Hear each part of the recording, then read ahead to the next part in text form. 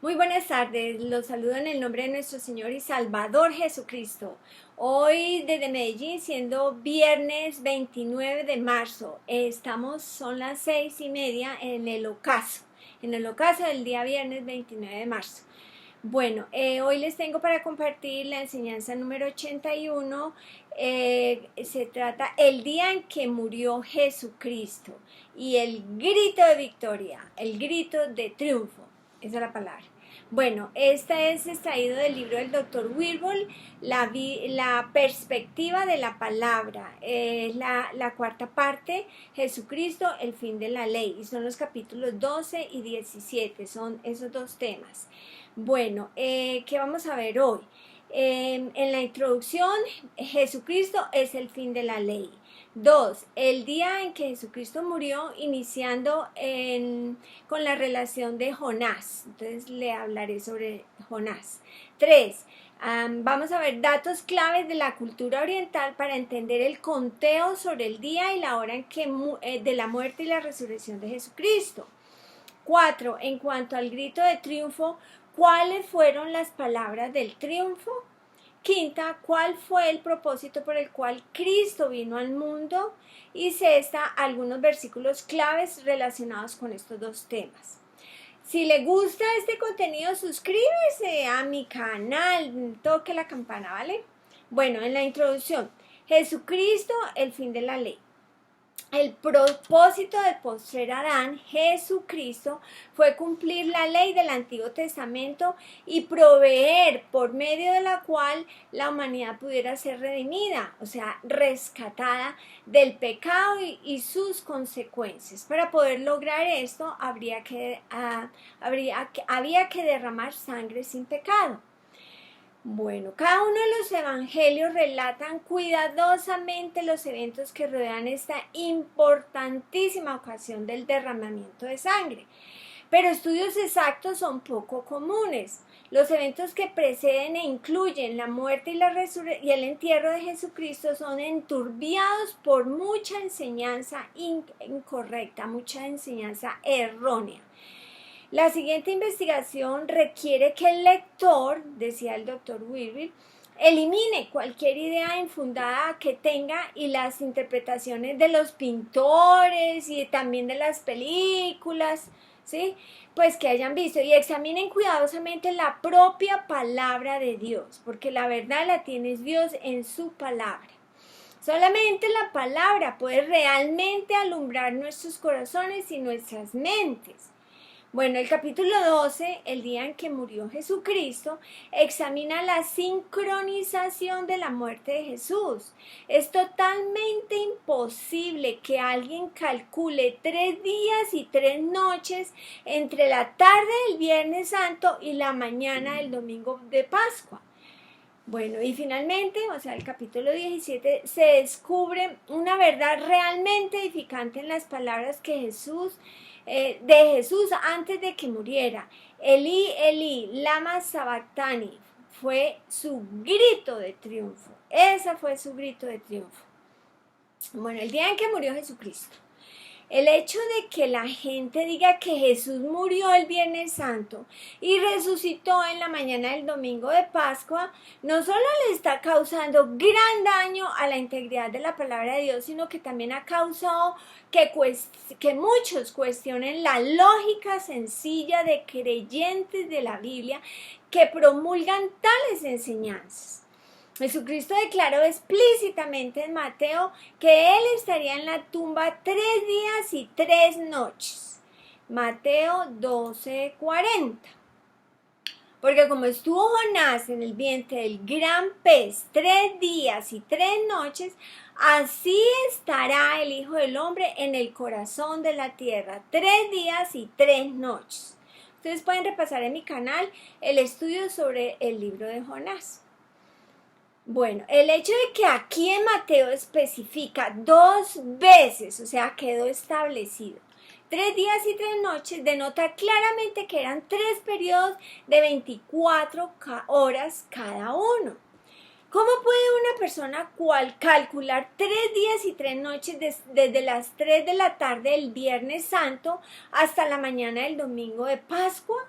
La Biblia declara que Jesucristo ya había resucitado para la mañana del domingo de Pascua, lo cual sería el tercer día, ¿cierto? Pero aún así, ¿dónde está la tercera noche? Esta enseñanza no encaja. Entonces, ¿qué debemos hacer? ¿Qué debemos hacer? Bueno, tenemos que ir a la palabra de Dios para encontrar el día, la hora y los detalles que tienen que ver con la crucifixión, entierro y la resurrección, a fin de tener la palabra de Dios correctamente dividida, porque nos presentamos a Dios aprobados usando bien la palabra de verdad, como lo hemos aprendido en 2 Timoteo 2:15, ¿cierto? Cuando la palabra de Dios encaja, no hay ninguna contradicción, no hay ningún error.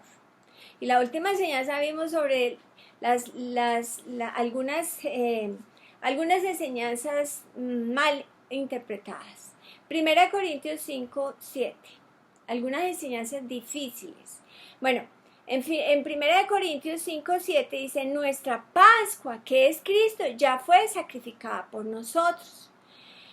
Para cumplir la ley, Jesucristo tuvo que llevar a cabo exactamente las exigencias contenidas en ella.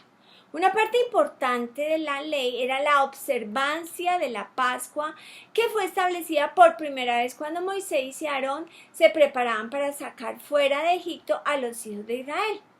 En mi canal pueden ver el amor busca celebrar la Pascua que es en Cristo. Bueno, en Éxodo 12, 1 y 2. Habló Jehová a Moisés y a Aarón en la tierra de Egipto diciendo, este mes os será principio de los meses, para vosotros será el primero en los meses.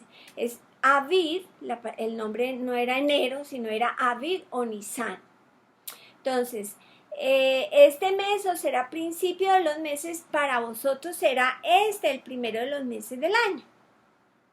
Así que voy a abrir un entre paréntesis conteniendo dos cosas.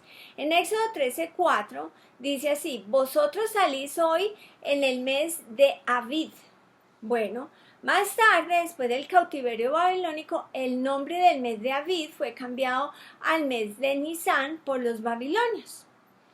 En Esther 3:7, que fue escrito después del cautiverio babilónico, dice, entre comillas, en el mes primero, que es el mes de Nisan, cierro comillas.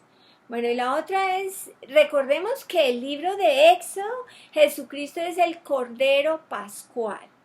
El éxodo que tuvo al pueblo de Israel de la esclavitud a la libertad por medio de su portavoz Moisés. Ese era el portavoz de Dios, ¿cierto? Moisés, quien pasaría al pie de la letra las instrucciones de Dios para que el pueblo de Dios llevara a cabo la celebración de la Pascua. Era una ceremonia que el pueblo celebraría, valga la redundancia, por años, hasta que se levantara una mujer como María que diría, he aquí la sierva del Señor, hágase conmigo conforme a tu palabra. Y entonces se engendrará al Mesías, al Salvador. Cierro paréntesis. Bueno, estábamos en Éxodo 12, del 1 al 2, leo del 3 al 6. Hablad a toda la congregación de Israel diciendo, en el 10 de este mes, tómese cada uno un cordero según las familias de los padres, un cordero por familia. Mas si la familia fuera tan pequeña que no baste para comer un cordero, entonces él y su vecino inmediato a su casa tomarán uno según el número de las personas. Conforme al comer de cada hombre, haréis la cuenta sobre el cordero. El animal será sin defecto, macho de 1 año. Vean las características. Lo tomaréis de las ovejas y de las cabras, y lo guardaréis hasta el día 14 de este mes, y lo inmolará toda la congregación del pueblo de Israel entre las 2 tardes, ¿sí? Y lo guardará hasta el día 14 de este mes. Habrá separado el mejor de toda la vacada, ¿cierto? Del grupo de animales vamos a escoger el mejor, y ese día el el pueblo lo inmolará el día 14, lo inmolará, lo degollará, lo sacrificará. Bueno, el Levítico 23:5 dice así: en el mes primero, a los 14 del mes, entre las 2 tardes, o sea, en el ocaso, cuando se está cayendo el sol, Pascua es de Jehová. A los 14 del mes, entre las 2 tardes, Pascua es de Jehová. Vea cómo se contaban los días de ellos allá. El ocaso del día 14 marcaba el comienzo del 15 de Nisán, ya que para los judaítas o los judíos el día comienza a la puesta del sol al atardecer. El 14º día era la víspera de la Pascua, la fiesta de los panes sin levadura, el día de preparación. Ese era el 14, ¿no? La fiesta de la Pascua empezaba oficialmente el 15 de Nisán. Bueno, en Levítico 23, del 6 al 7a. A los 15 días de este mes, en la fiesta solemne de los panes sin levadura, o sea que es la Pascua, a Jehová, y a los 15 días de este mes es la fiesta solemne de los panes sin levadura a Jehová. 7 días comeréis panes sin levadura.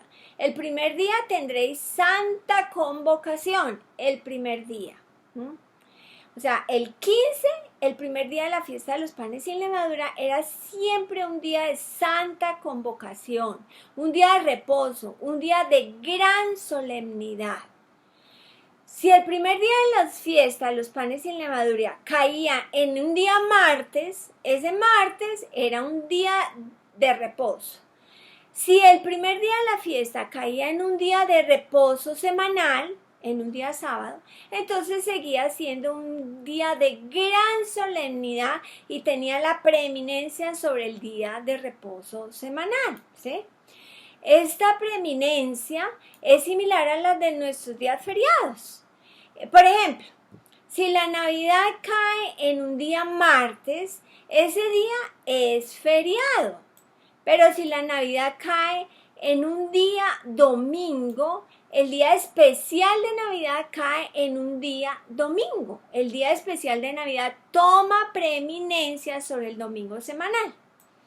Este punto tiene mucha importancia. Este punto tiene importancia en lo que se refiere a la muerte y a la resurrección de nuestro Señor Jesucristo. El punto de mayor confusión se debe a que no se ha diferenciado entre el del día del reposo semanal, que es el primer día de la fiesta de los panes sin levadura, el día de reposo especial, que es el primer día de la fiesta de los panes sin levadura, y del día de reposo semanal. Son 2 días diferentes. El día anterior al día de reposo semanal, el sábado, pues era viernes, ¿cierto? Por lo tanto, la enseñanza ha sido que Jesús murió el viernes, pero el día después de la muerte de Jesús no era el día de reposo semanal, tal como lo declara explícitamente en Juan 19:37. Entonces los judaitas, los judíos, por cuanto era la preparación de la Pascua, o sea, la víspera del 15 de Nisán, recuerda que empieza el 15 de Nisán a las 6 de la tarde, ¿cierto? Entonces los judíos, por cuanto era la preparación de la Pascua, a fin de que los cuerpos no quedasen en la cruz en el día de reposo, pues aquel día de reposo era de gran solemnidad. Rogaron a Pilato que le quebrase las piernas y fuesen quitados de allí. El hecho de que Jesús fuera crucificado en la víspera de un día de reposo especial está enfatizado en la Reina Valera al poner entre paréntesis la anotación, ustedes pueden leer, pues aquel día de reposo es de gran solemnidad, cierro comillas. Jesús fue crucificado en la víspera del día especial, el día de gran solemnidad, que era el primer día de la fiesta de los panes sin levadura, la Pascua, y no en la víspera del día sábado, el día de reposo semanal acostumbrado. Bueno, los evangelios documentan la hora específica en que Jesucristo murió el día 14 de Nisan. Mateo 27, 45 al 46 y luego les leeré el 50. Y desde la hora sexta, o sea, meridiano, mediodía, desde la hora sexta hubo tinieblas sobre toda la tierra hasta la hora novena, hasta las 3 de la tarde. Cerca de la hora novena Jesús clamó a gran voz. Bueno, ahorita vamos a ver qué fue lo que clamó. En el versículo 50. Mas Jesús habiendo otra vez clamado, y dice a gran voz, entregó su espíritu. Interesante, ¿no? Bueno, en Mateo 15, 33 al 34 y también el 37. Cuando vino la hora sexta, hubo tinieblas sobre toda la tierra hasta la hora novena. Y a la hora novena Jesús clamó a gran voz. Mas Jesús, dando a gran voz, una gran voz, expiró. Y en Lucas, Mateo, Marcos y Lucas, 23, 44 al 46. Cuando era como la hora sexta, hubo tinieblas sobre toda la tierra hasta la hora novena. Y el sol se oscureció y el velo del templo se rasgó por la mitad. Entonces Jesús, clamando a una gran voz, dijo: Padre, en tus manos encomiendo mi espíritu. Y habiendo dicho esto, expiró. Bueno, después de que Pilato entregó a Jesús a los judaítas, Juan 19, 15 al 30, menciona a Jesús siendo llevado a Gólgota, su crucifixión, el título siendo clavado por encima de su cabeza, la repartición de sus vestidos, la atención dada a su madre y el hecho de que tomó el vinagre. Luego el versículo 30 repite el relato de la muerte de Jesús. Bueno, Juan 19, 30, 31a. Cuando Jesús hubo tomado el vinagre, dijo: consumado es. Y habiendo inclinado la cabeza, entregó el espíritu.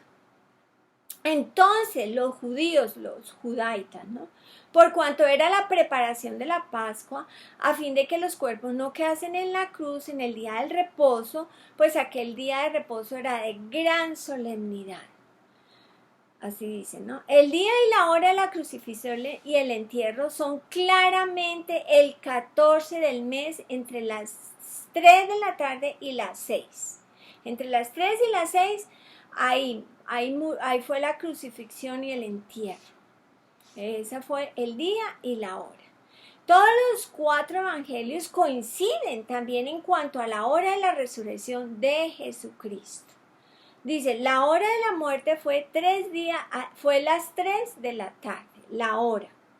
Para cumplir el rito de la Pascua, Jesús, nuestro Cordero de sacrificio, tuvo que ser enterrado en algún momento entre las 3 de la tarde y la puesta del sol, porque el día de gran solemnidad empezaba después del ocaso y en ese día nadie podía efectuar trabajos manuales, como dice Levítico 23, 7.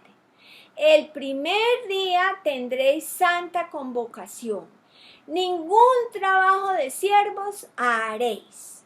Bueno, después de la muerte de Jesús, José de Arimatea tuvo que trabajar rápidamente para obtener el permiso de Pilato para bajar el cuerpo de Jesús y colocarlo en su tumba recién excavada.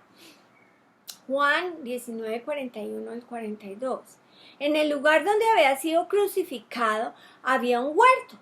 Y en el huerto un sepulcro nuevo, en el cual aún no había sido puesto ninguno. Allí pues, por causa de la preparación de la Pascua de los judíos o judaitas, y porque aquel sepulcro estaba cerca, pusieron a Jesús. Bueno, estos 4 relatos señalan con precisión que el día de la crucifixión y el entierro de Jesús fue la víspera de la Pascua, el 14 de Nisan, que era el miércoles. O sea que Jesucristo murió el miércoles, 14 de Nisan, y que la hora entre la muerte fue a la hora novena, las 3 de la tarde, según nuestra forma de contar las horas. Bueno, entonces yo agrego este pedazo. Entonces las primeras 24 horas de muerto Jesús se cumplió entre las 3 de la tarde y la puesta del sol del día 15 de Nisan, jueves. Van los primeros 24. Ese jueves era el día de reposo especial, el día de gran solemnidad, el primer día de la fiesta de los panes sin levadura. La siguiente 24 horas, o sea, ya harían 48, ¿cierto? Se cumplió entre las 3 de la tarde y la puesta del sol del 16 de Nisan, que era viernes, ¿cierto? Y las siguientes 24 horas, o sea, serían 72, se cumplieron entre el 17 de Nisan, que era sábado, entre las 3 de la tarde y la puesta del sol. Ahora sí, vamos para el domingo, porque aquí empieza el relato pasando Mateo 28:1. Pasando el día de reposo, este es el día sábado semanal, al amanecer del primer día de la semana, domingo 18 de Nisan, vinieron María Magdalena y la otra María a ver el sepulcro. Eso se refiere al final de la tarde del sábado y comienzo del domingo. Recordemos que el conteo del fin del día para ellos no es el conteo como es el nuestro, que termina a las 12 de la noche, ¿cierto? Eso nos puede confundir, pero tratemos de mantener eso calientico, claro. En Mateo 28:6, el informe fue: no está aquí, pues ha resucitado. Este versículo no dice que Él, Jesucristo, haya resucitado en la mañana de lo que se conoce como el domingo de Pascua. Dice que cuando las mujeres llegaron a la tumba, el ángel les informó que Jesús no estaba allí, pues ya había resucitado. En Marcos 16:1, y les leeré el 6. Cuando pasó el día de reposo, María Magdalena, María, la madre de Jacobo y Salomé compraron especias aromáticas para ir a ungirle. Versículo 6. Mas él, está hablando del ángel, les dijo: no os asustéis, buscáis a Jesús Nazareno, el que fue crucificado. Ha resucitado, no está aquí. Mirad el lugar en donde le pusieron. Bueno, aquí Marcos no dice que Jesús acababa de levantarse. La declaración del ángel nuevamente, Él ya se ha levantado. Nuevamente en Lucas 24:6, el ángel les declaró a aquellos que estuvieron en el sepulcro el domingo de la mañana: no está aquí, sino que ha resucitado. Una vez más, la palabra declara sencillamente que Él ya se había levantado. En Marcos o Lucas no dice exactamente cuándo fue que Él resucitó, pero sí dice que Cristo ya había resucitado cuando vinieron las mujeres, lo cual fue muy temprano. Bueno, en Juan 21 dice que la tumba estaba vacía cuando María llegó al sepulcro en la oscuridad del comienzo de la madrugada del primer día de la semana. Ninguno de los evangelios, Mateo, Marcos, Lucas o Juan, dice que Cristo haya resucitado en la mañana del domingo de Pascua. Esa es la tradición, no es la palabra. Bueno, Mateo 12:40 declara que Jesús debería estar muerto no solamente durante 3 días y 3 noches, sino que también debería permanecer enterrado durante 3 días y 3 noches.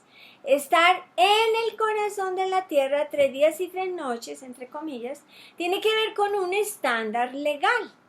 En los tiempos bíblicos nadie podía ser declarado oficialmente muerto, sino hasta después de haber estado enterrado 74 horas, o sea, 3 días y 3 noches. ¿Por qué no resucitó Dios a su Hijo inmediatamente después de que Jesús murió, ya que es evidente que Dios tenía el poder para hacerlo? La razón radica en la legalidad del acontecimiento, puesto que Jesucristo tenía que cumplir con la ley. A saber, Él tenía que estar en la tumba 3 días y 3 noches completicos, y no solamente parte de ese tiempo. el hecho de que no hayamos reconocido que el primer día de la Pascua era el día de reposo, de gran solemnidad, el día santo, una convocación especial, y el hecho de que hayamos entendido que el día de los judaitas comienza con la puesta del sol, ha causado la mayoría de las dificultades en cuanto a la hora de la muerte y la resurrección de Jesucristo. La Biblia dice en Juan 19:31 que Jesucristo fue crucificado y enterrado el día de la preparación, el 14 de Nisan. Así como uno cuando va a preparar un corderito, el pavo, el pollo, y uno quiere preparar el día anterior, desde el día anterior prepara todo. Bueno, en Mateo 27:46 nos dice que Jesús murió entre las 3 de la tarde, el cual es la hora novena de acuerdo a la manera como los judaitas contaban las horas. Jesús tuvo que ser enterrado antes del ocaso, porque el nuevo día empezaba la puesta del sol, que era la Pascua. Para poder obtener 3 días y 3 noches completos a partir del 14 del atardecer del 14 de Nisan, tenemos que contar hasta el atardecer del 17 de Nisan, que sería cuando terminaría el periodo de 72 horas, ¿cierto?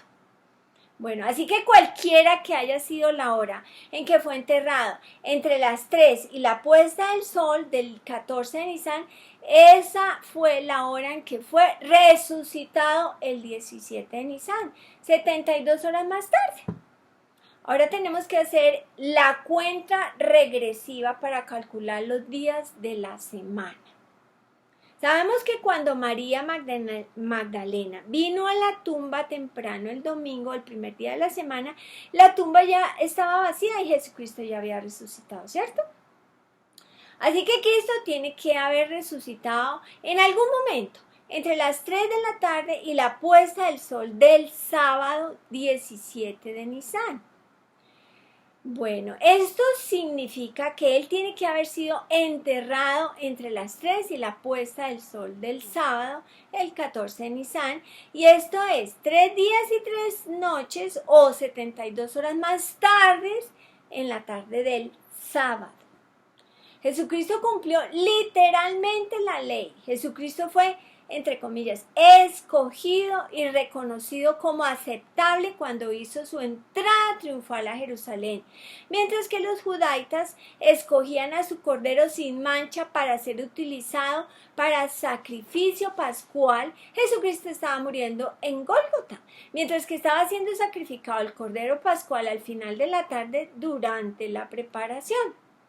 La sangre del cordero pascual no tenía efecto alguno a partir de ese momento en adelante, porque Jesús era la Pascua verdadera, la Pascua completa. Bueno, voy a abrir un entre paréntesis. En mi canal, El Amor Busca celebrar la Pascua que es en Cristo. Ahí comparto cómo Dios, en la salida del pueblo de Israel de Egipto,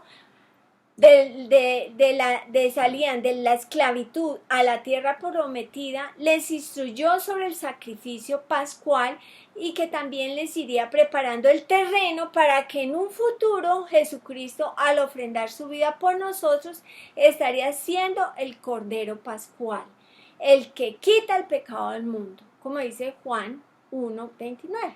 Cierro paréntesis. Bueno, Jesús era la Pascua verdadera, ¿cierto? La Pascua completa. Dice el doctor Wilbur, no obstante, yo no voy a proponer que cambiemos el miércoles santo solamente por el hecho de que Jesús muriera un miércoles, puesto que en Gálatas 4:9-10 dice que no debemos guardar los días o tiempos u horas especiales. Bueno, ahí dice eso, cada uno decide qué cree. Pero sí me voy a adherir, dice el doctor, a la exactitud de la palabra de Dios y voy a reconocer su verdad. Las piezas del rompecabezas encajan debidamente cuando se divide correctamente las horas de los días y cuando se entienden los días especiales. De esta manera encaja el relato completo de la muerte y la resurrección de Jesucristo. ¿Cuán exacta es la palabra de Dios siempre? Ahora vamos al grito de triunfo. En Mateo se documenta el grito de triunfo de Jesús, una de las últimas declaraciones que Jesús hizo mientras colgaba en la cruz, justo antes de entregar su vida. Mateo 27:46. Dice, cerca de la hora novena, cerca de las 3 de la tarde, Jesús clamó a gran voz diciendo, Elí, Elí, lama sabactani, esto es, Dios mío, ¿por qué me has desamparado? ¿Cómo así? Dios mío, ¿por qué me has desamparado? ¿Eso suena como un grito de triunfo? Ciertamente que no, por lo menos no como parece en la traducción español. Nosotros podemos entender Mateo 27:46 palabra por palabra, a excepción de esas palabras extranjeras. Pareciera que Dios desamparó a Jesús, porque Jesús llegó a ser pecado y Dios no podía tolerar el pecado. Eso asume la gente.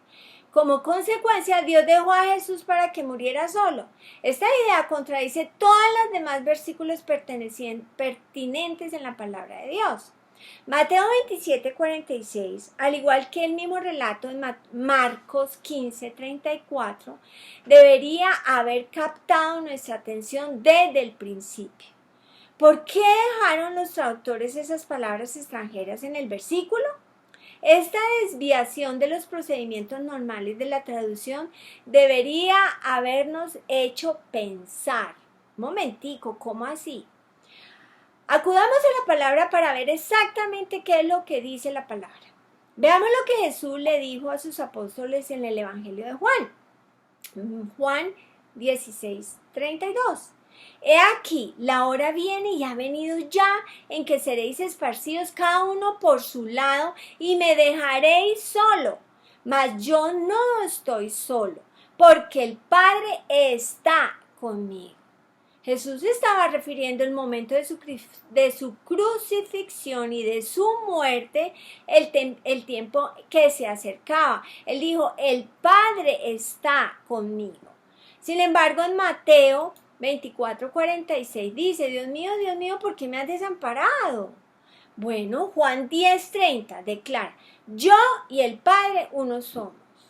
Otro versículo, 2 Corintios 5:19, que Dios estaba en Cristo reconciliando consigo al mundo. Bueno, ¿cómo va usted a separar una unidad? ¿Separar a Dios quien estaba en Cristo cuando Él estaba muriendo en la cruz? Colosenses 2:9 dice así, porque en Él, en Cristo, habita corporalmente toda la plenitud de la deidad.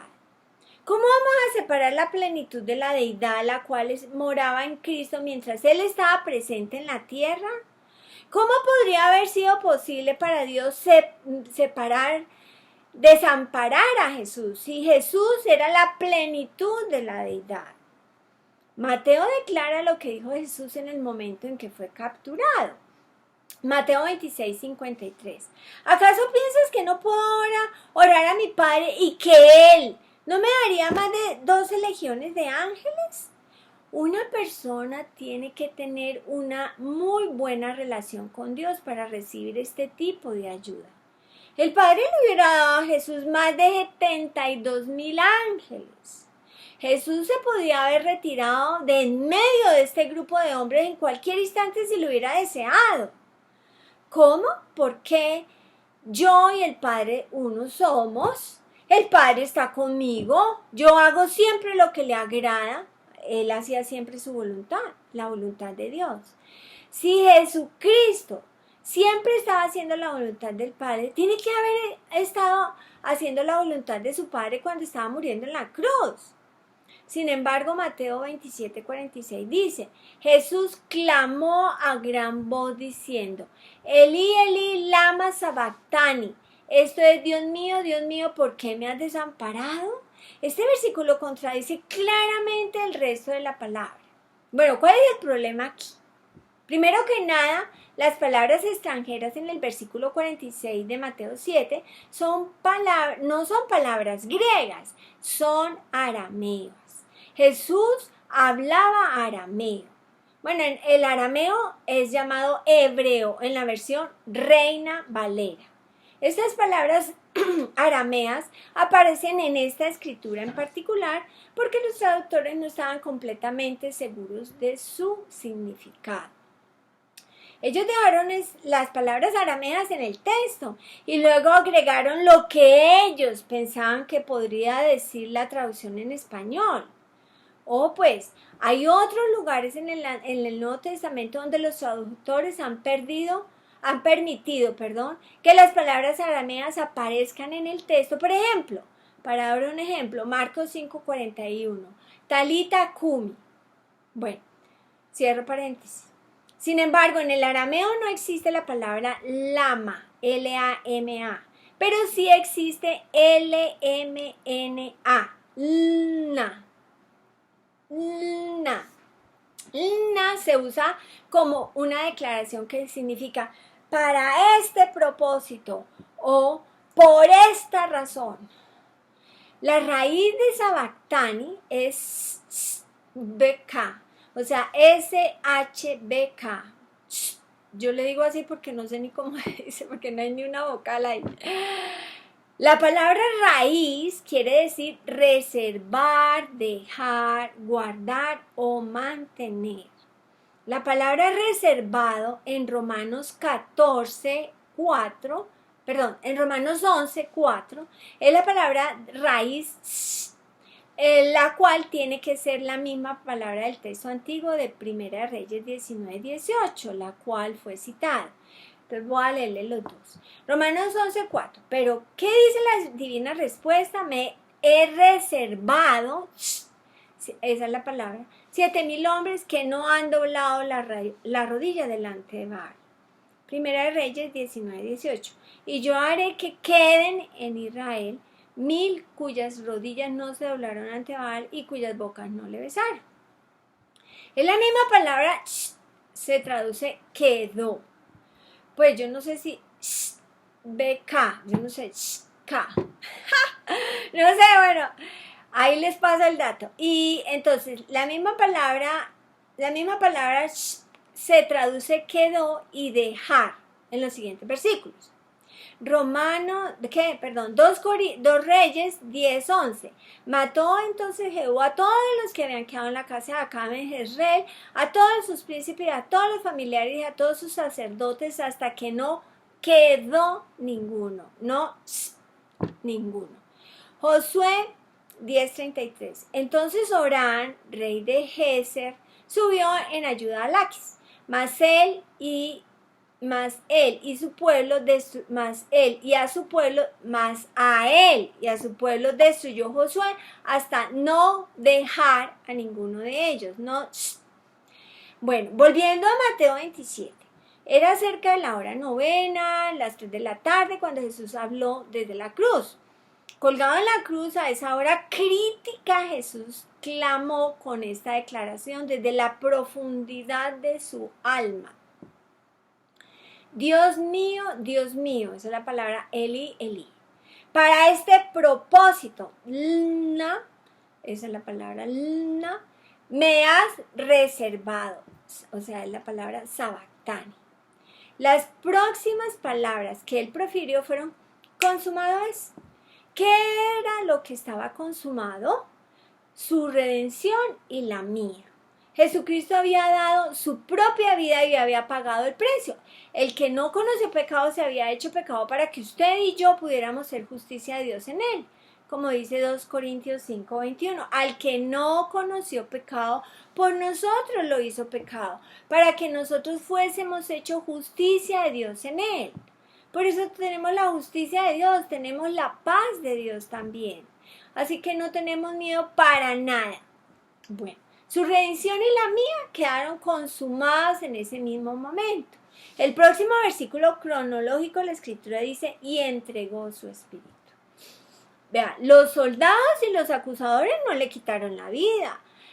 Lo que sujetó a la cruz no fueron los clavos que le traspasaron las manos, ni tampoco los clavos que traspasaron sus pies. ¿Sabe por qué permaneció Jesús colgado en la cruz? porque Jesucristo nos amó. Él podía haberse bajado de la cruz en cualquier momento, podría haber tenido a más de 12 legiones de ángeles a sus órdenes, pero permaneció en la cruz porque de tal manera nos amó que dio su vida por nosotros. ¿Y cree usted que Dios abandonaría a su Hijo unigénito bajo estas circunstancias?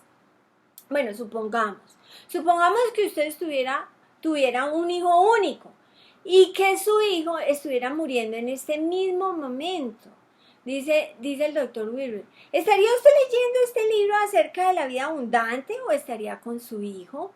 Y sin embargo, su hijo ha pecado, él ha hecho cosas contrarias a lo que usted desearía que él hiciera. Aún así, a usted le gustaría estar con él.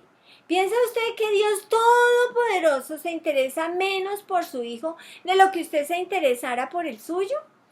Jesucristo era el unigénito de Dios. Jesús siempre hizo la voluntad de su Padre. Cuando Jesús estaba muriendo en la cruz, Él no exclamó, Dios mío, ¿por qué me has desamparado? Sino por el contrario, Dios mío, para este propósito fui dejado, para este propósito fui guardado, para este propósito vine al mundo, para este propósito fui reservado. Ojo a lo siguiente.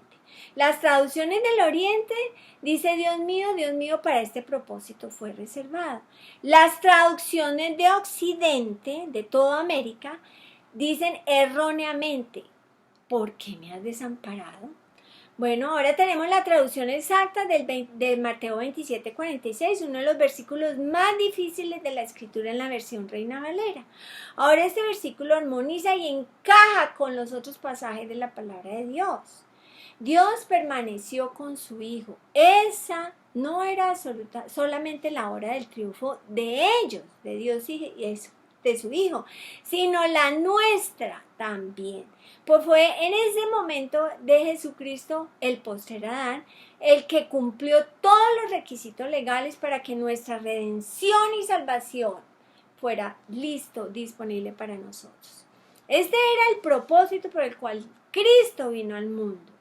Bueno, aquí se acaba el libro del doctor y, sin embargo, le tengo algunos versículos claves relacionados con estos dos temas. En mi último compartir, en la número 81, ¿es la muerte una ganancia? Pregunta, ¿no? Vimos el tema principal de ese contexto y era el progreso del Evangelio, vivir para ganancia de Cristo, que era la mejor opción para Pablo, ya que Jesucristo no había regresado todavía por nosotros, era continuar luchando con denuedo por el progreso del Evangelio. Vimos Filipenses 1:27.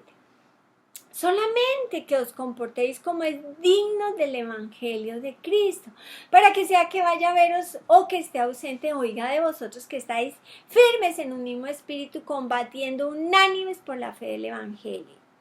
Esa fue la exhortación final en esa enseñanza. Sin embargo, vimos algo muy importante que se relaciona inmensamente con este tema. 2 Corintios 5, 14 y 15. Porque el amor de Cristo nos constriñe, nos apremia, nos estimula, pensando esto, que si uno murió por nosotros, luego todos murieron y por todos murió, para que los que viven ya no vivan para sí, sino para aquel que murió y resucitó por ellos. Y vimos los ejemplos como Timoteo, Epafrodito y el mismo Pablo, ¿cierto? Bueno, como familia de Dios, cada uno de nosotros somos miembros del cuerpo de Cristo. Por ello les exhorto a que busquemos lo que es de Cristo Jesús. Vean, en el estudio sobre el amor de Dios de 1 Corintios 13, donde ahí vemos 16 características del amor de Dios. Bueno, cuando llegué a la séptima, el amor no busca lo suyo, hice una subdivisión de 8 enseñanzas. Les compartiré algo relacionado con vivir para aquel que murió y resucitó por nosotros. Les tengo algunos versículos relacionados con lo que es de Cristo Jesús. En la enseñanza del amor busca lo que es de Cristo Jesús, esa era la parte C. Dice, no busca lo suyo, es la palabra eauto, la palabra los unos a los otros. Son más de 27 verbos. En Colosenses 3, 1 al 3. Si pues habéis resucitado con Cristo, buscad las cosas de arriba donde está Cristo, sentado a la diestra de Dios. Poned la mira en las cosas de arriba, no en las de la tierra, porque habéis muerto y vuestra vida está escondida con Cristo en Dios. Esas son las riquezas del misterio ya revelado. Es Dios en Cristo en mí. Es Dios en Cristo en vosotros. Bueno, Efesios 5, 1 y 2. Sed pues imitadores de Dios como hijos amados y andad en amor como también Cristo nos amó y se entregó a sí mismo por nosotros, ofrenda y sacrificio a Dios en olor fragante. Ahí también vimos otro ejemplo, Judas y Silas. Ellos expusieron su vida por el nombre de nuestro Señor Jesucristo. Pueden verlo en Hechos 15, 26. Primera de Pedro 2:24, quien llevó él mismo nuestros pecados en su cuerpo sobre el madero para que nosotros, estando muertos a los pecados, no los revivimos, no desobedecemos a Dios, queremos estar en línea y en armonía con el Padre, para que nosotros, estando muertos a los pecados, vivamos a la justicia y por cuya herida fuisteis sanados. Otra enseñanza, el amor busca celebrar la Pascua que es en Cristo, esa es la parte de ella, la habían nombrado, ¿no? El Señor Jesús instituyó este nuevo pacto de la Santa Comunión, simbolizando su sangre y su cuerpo, como lo pueden leer en 1 Corintios 11, del 23 al 34. Sin embargo, vamos a Hebreos 9, 22 y del 25 al 28. Y casi todo es purificado según la ley con sangre. Y sin derramamiento de sangre no se hace remisión. Y no para ofrecerse muchas veces como entra el sumo sacerdote en el lugar santísimo cada año con sangre ajena. De otra manera le hubiera sido necesario padecer muchas veces desde el principio del mundo, pero ahora en la consumación de los siglos se presentó una sola vez y para siempre por el sacrificio de sí mismo para quitar de en medio el pecado. Versículo 27 y 28. Y de esta manera está establecido para los hombres que mueren una sola vez y después de esto el juicio. Así también Cristo fue ofrecido una sola vez para llevar los pecados de muchos y aparecerá por segunda vez sin relación con el pecado para salvar a los que en él esperan. En la enseñanza, el amor busca lo suyo poniendo nuestras vidas por los hermanos, esa es la parte B. Vimos allá Filipenses 2, 3 al 5. Nada hagáis por contienda o por vanagloria. Antes bien, con humildad, estimando a cada uno de los demás como superiores al mismo. Versículo 4 y 5. No mirando, no poniendo la mira cada uno en lo suyo propio, sino cada cual también en lo de los otros. Haya pues en vosotros este sentir que hubo también en Cristo Jesús. Este sentir es la palabra fronema. Estos pensamientos, estos sentimientos, estos deseos, eso es lo que tenemos que hacer nosotros. Así como lo tenía Cristo, nosotros también. Y en 1 Juan 3:16, en esto hemos conocido el amor, que Él puso su vida por nosotros. Nosotros también debemos poner nuestra vida por los hermanos. Bueno, ahí encontré unos 27 verbos. Uno de ellos es orar unos por otros. Oremos por nosotros y por otros. Sin visión, el pueblo se desenfrena. Y todos sabemos que actualmente vivimos épocas de gran oscuridad, de muchas tinieblas sobre el mundo. Ese es un gran gozo, contar con la palabra de Dios, pues así podemos ver los acontecimientos desde la perspectiva correcta, desde la perspectiva de Dios. Si uno mira a su alrededor, lo embarga la preocupación. Si mira hacia su interior, lo embarga el desánimo. Pero si mira a Jesús, tendremos descanso. Bueno, ¿cómo lo hizo Él? Hebreos 12:2. Puesto los ojos en Jesús, el autor y consumador de la fe, el cual por el gozo puesto delante de él soportó la cruz, menospreciando la vergüenza, y se sentó a la diestra del trono de Dios. Y para terminar, 1 de Pedro 1, del 18 al 23. Sabiendo que fuisteis rescatados de vuestra vana manera de vivir. Vana es vacío. La gente que vive de cuerpo y alma tiene una vida vacía. Sabiendo que fuiste rescatado de vuestra vana manera de vivir, la cual recibiste de vuestros padres, no con cosas corruptibles como oro y plata, sino con la sangre preciosa de Cristo, como de un cordero sin mancha y sin contaminación, ya destinado desde antes de la fundación del mundo, pero manifestado en los posteros tiempos por amor a vosotros y mediante el cual creéis en Dios, quien le resucitó de los muertos y le ha dado gloria, para que nuestra fe y esperanza sean en Dios. 22 al 23. Habiendo purificado vuestras almas por la obediencia a la verdad.